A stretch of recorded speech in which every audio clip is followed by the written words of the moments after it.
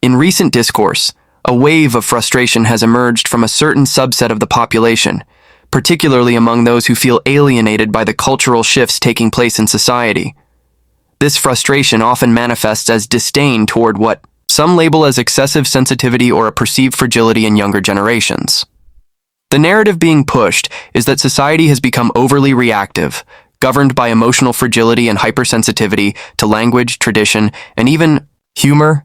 This sentiment is not new, but it has gained more visibility through high-profile expressions in the media, where it's often cloaked in nostalgic appeals to a time when people could speak freely without fear of backlash or cancellation. However, this perspective ignores the broader context that has led to the very cultural shifts being criticized. The evolution of societal norms is not a sign of weakness, but rather of growth. It reflects an expanding understanding of what it means to be inclusive, to be just, and to respect the full spectrum of human experience. Language has always been a powerful tool, and as the understanding of identity, trauma, and social structures deepens, so too does the expectation that people use language responsibly. What may have once passed as benign commentary is now understood to carry harmful implications, and society is choosing to acknowledge that rather than pretend ignorance is innocence. The criticism of a supposedly overly sensitive culture is frequently rooted in a reluctance to adapt. There is an inherent discomfort in being asked to reconsider one's assumptions, behaviors, and language. It requires vulnerability, reflection, and sometimes a willingness to admit wrongdoing, even unintentionally. For those who have long operated within systems that favored them or their worldview, these demands for self-awareness and change can feel like a personal attack, but they are not. They are calls for empathy, for shared humanity, and for the recognition that the world does not revolve around a single way of thinking or being. Additionally, the notion that sensitivity is a weakness ignores the strength required to confront injustice and articulate pain. It takes immense courage to speak out against harmful norms, to challenge authority, and to advocate for change in the face of resistance. Those who are pushing for a more thoughtful, respectful society are not doing so because they are delicate. They are doing so because they are resilient. They understand the weight of exclusion, and they are fighting to make sure others do not have to bear it in silence. It's also important to address the irony inherent in the critique of modern sensitivity. Those who bemoan the so-called decline of free speech due to cultural sensitivity often react with equal, if not greater, outrage when their own views are challenged. They label opposition as censorship, cancel culture, or persecution, conveniently ignoring the fact that criticism is not the same as censorship. In truth, public discourse has expanded, not contracted. Voices that were historically silenced are now contributing to the conversation, and that plurality may feel threatening to those unaccustomed to sharing the platform. Moreover, the nostalgia for a time when people could speak without consequence often romanticizes an era that was deeply unjust for many. The freedom to speak freely in past generations often came at the expense of marginalized groups who were forced to endure bigotry, invisibility, and violence. Today's sensitivity is not about silencing expression, it's about balancing that freedom with responsibility. It's about creating a society where everyone's dignity is upheld, not just the dignity of those in power or those who have always had a voice. When certain individuals denounce the current climate as one driven by emotional overreach, what they are really lamenting is the loss of unchallenged authority. They are uncomfortable with the idea that their words can have real-world consequences, that their opinions are no longer insulated from scrutiny. But this discomfort is a sign of progress, not regression. It means people are listening, questioning, and demanding better from each other and from the public figures who influence culture. The cultural shift toward greater awareness and inclusivity is not without its complications, but it is a necessary correction in a society that has too often prioritized comfort over justice. Dismissing that shift as mere weakness overlooks the real, tangible progress being made. It's easier to mock sensitivity than it is to reckon with what it reveals. But doing so misses the point entirely. This is not about fragility, it's about humanity. When public figures use their platforms to express views that dismiss or demean marginalized communities, it's essential for leaders with integrity to speak out, not just to counter the message, but to reinforce the values of inclusion and equity. One such leader has consistently demonstrated the power of direct, unfiltered responses grounded in principle. When faced with statements that undermine progress, especially those that trivialize social justice movements or portray compassion as weakness, she does not hesitate to call them out. Her voice cuts through the noise with a clarity that demands attention, not through theatrics, but through conviction. In a moment that captured national attention, she addressed a set of remarks that many found deeply offensive. These comments, framed as critiques of contemporary culture, perpetuated a narrative that seeking respect, equity, or sensitivity was somehow corrosive to society. But rather than letting those sentiments go unchecked, she stood up and spoke, truth to power, rejecting the idea that decency and accountability are threats to freedom. Her tone was unapologetic because the stakes are high. When public discourse normalizes regressive views, it threatens the progress that generations have fought for. Her response was more than a personal rebuttal. It was a statement of solidarity with those who have long been told that their struggles are exaggerated, their voices too loud, their demands unreasonable. She brought attention to the reality that what some label as sensitivity is, in fact, the manifestation of a deeper awareness of historical injustice and ongoing inequality. To her, it's not about protecting feelings, it's about protecting lives, dignity, and truth. Her critique illuminated how dismissive rhetoric can embolden harmful behavior, reinforcing systems that marginalize and silence. With forceful eloquence, she challenged the notion that cultural shifts toward empathy are negative. Instead, she reframed them as evidence of evolution, a collective effort to become more just and humane. She pointed out that progress often makes the privileged uncomfortable because it requires them to reconsider their place in the world and the assumptions they've been allowed to hold without question. That discomfort, she argued, is not oppression, it's growth. And it is far less burdensome than the lived experiences of those who endure racism, sexism, and other forms of systemic bias daily. Her message was especially powerful because it wasn't rooted in abstraction or theory, it was grounded in lived experience. As a Black woman in public office, she has navigated a landscape where her authority is constantly tested, her intelligence doubted, and her presence questioned.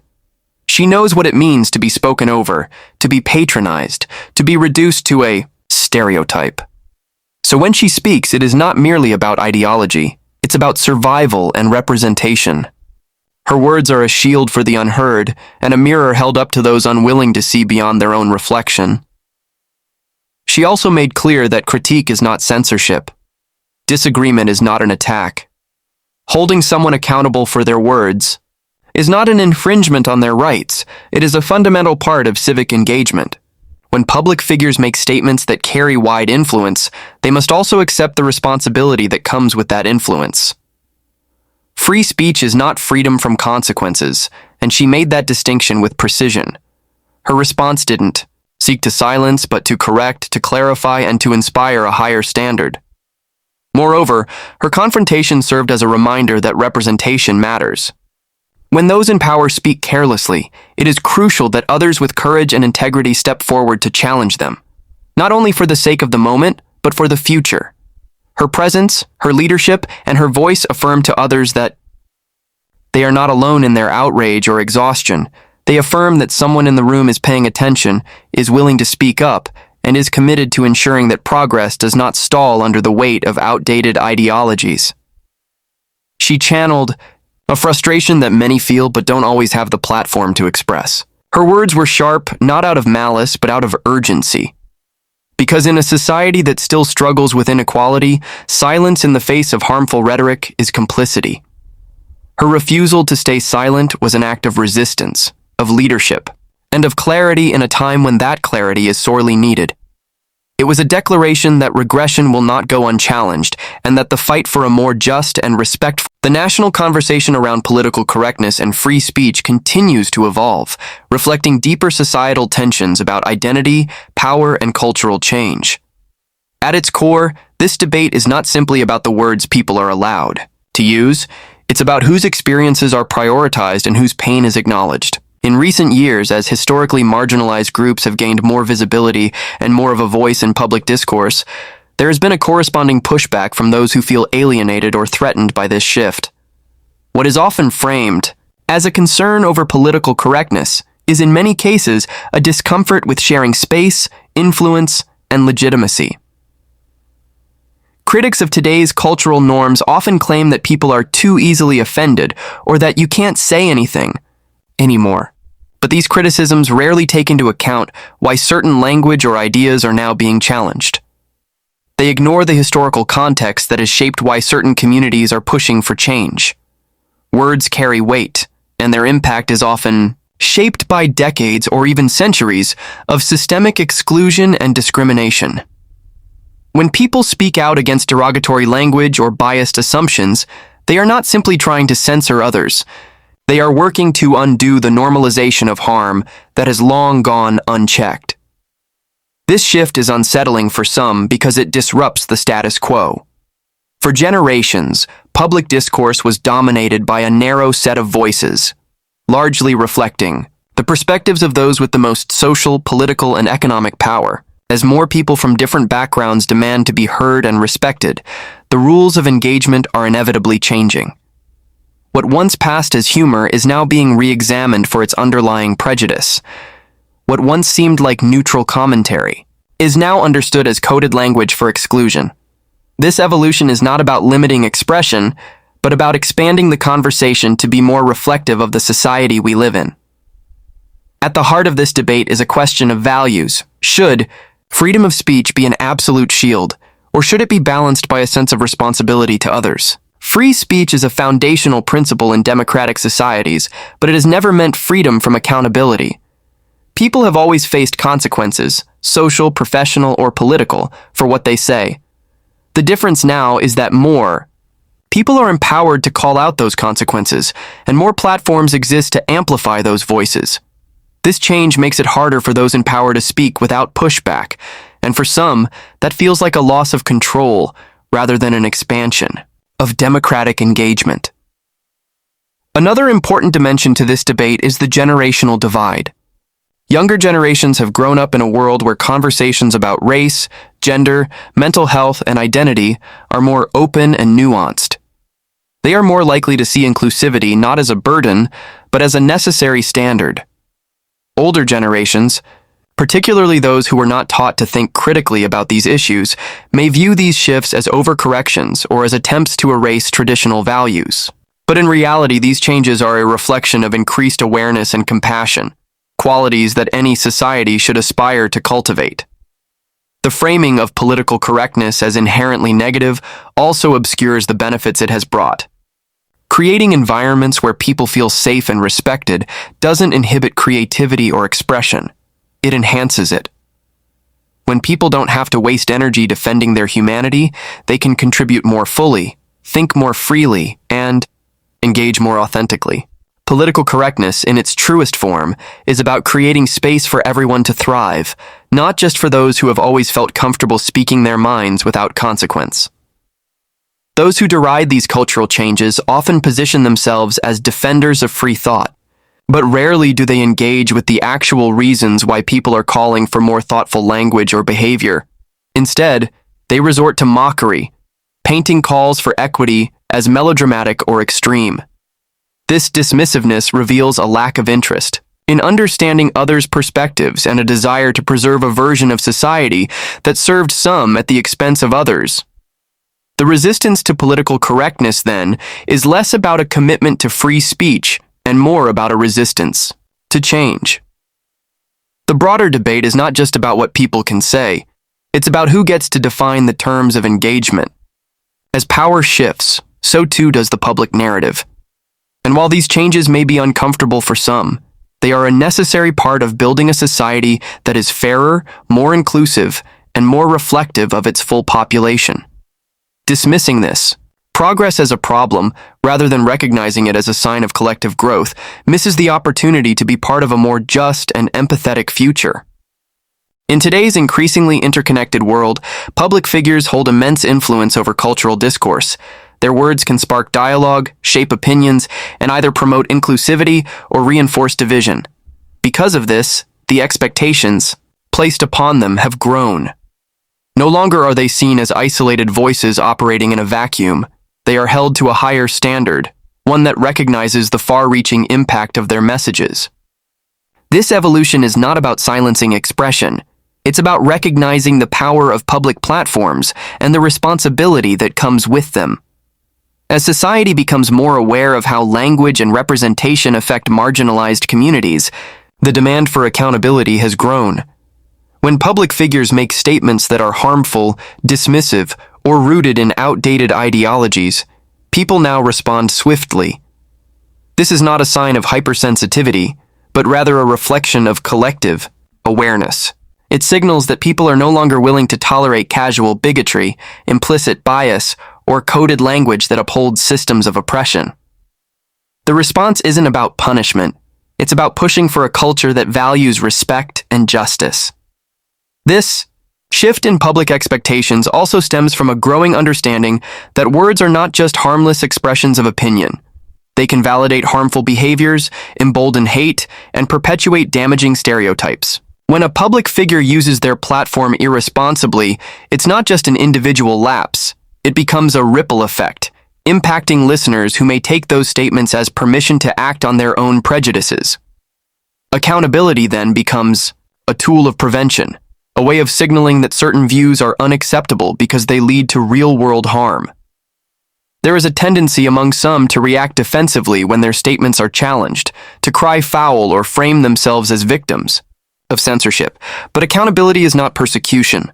It is the natural consequence of operating in a society where every voice carries weight.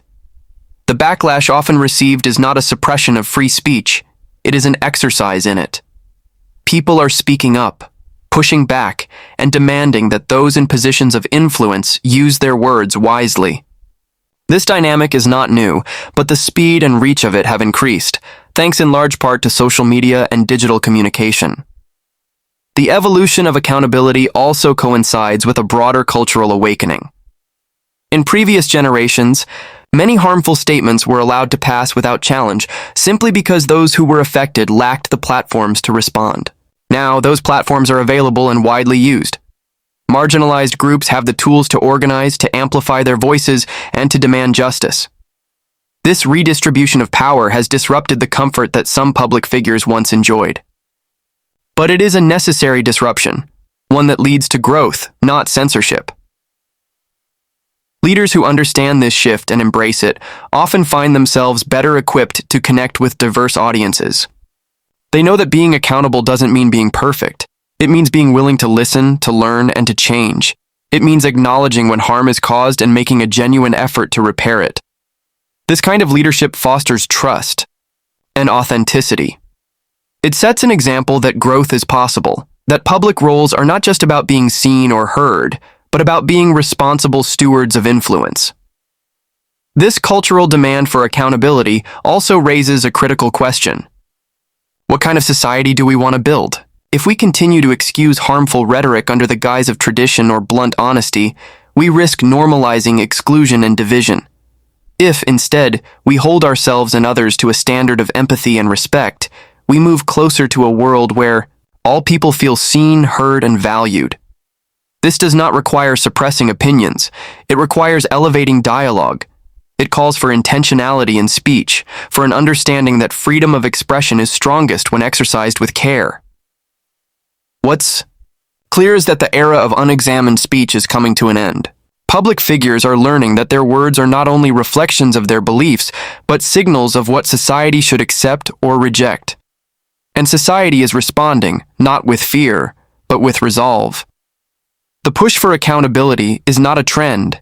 It's a fundamental rethinking of how power and language interact. It is a sign that people are no longer content with passivity, and that they are ready to shape the culture they live in, one conversation at a time. As the cultural landscape continues to shift, one truth remains clear. The way we speak, lead, and hold each other accountable defines the kind of society we choose to build. This isn't about policing thoughts or stifling debate. It's about raising the bar for public discourse. It's about moving beyond defensiveness and recognizing that inclusion, respect, and awareness are not threats to freedom, but necessary conditions for it. Voices once silenced are now stepping forward, and that expansion of dialogue should be celebrated, not resisted. The backlash against calls for equity and compassion often stems from discomfort with change. But discomfort is a natural part of growth. Progress will always feel disruptive to those who have benefited from the status quo. Yet history teaches us that moments of disruption often lead to the most meaningful transformations. Those willing to engage, to listen, and to evolve are the ones who end up on the right side of that history. It is no longer acceptable to dismiss demands for dignity as oversensitivity. The world is watching, listening, and responding, and the standard is rising for everyone. Holding public figures accountable is not a punitive act. It is an affirmation that their words matter. It's a recognition that influence comes with responsibility, and that leadership is not about domination but about service. True leadership listens. It adapts. It understands that impact is just as important as intent. When someone with a platform chooses not to acknowledge harm or change course, they risk becoming irrelevant in a world that increasingly values consciousness over comfort.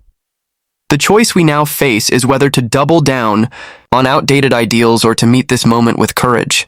That courage doesn't come from clinging to old ways of thinking. It comes from embracing complexity, learning from others, and being open to change. It comes from realizing that we don't lose anything by being more inclusive, more empathetic, and more careful with our words.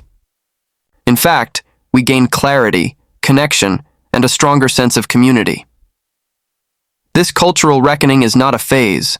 It is the beginning of something deeper, a collective redefinition of what it means to participate in a shared society. And while resistance to this shift may be loud, it is no match for the strength of those who are determined to move forward. People are speaking not from fragility, but from strength. They are not asking for special treatment. They are demanding equal respect. The future of public discourse belongs to those who are willing to speak with intention, lead with empathy, and stand up for others when it matters most. That future is not only possible, it's already taking shape. And the more we support those who challenge injustice and uplift others, the closer we get to a society that lives up to its high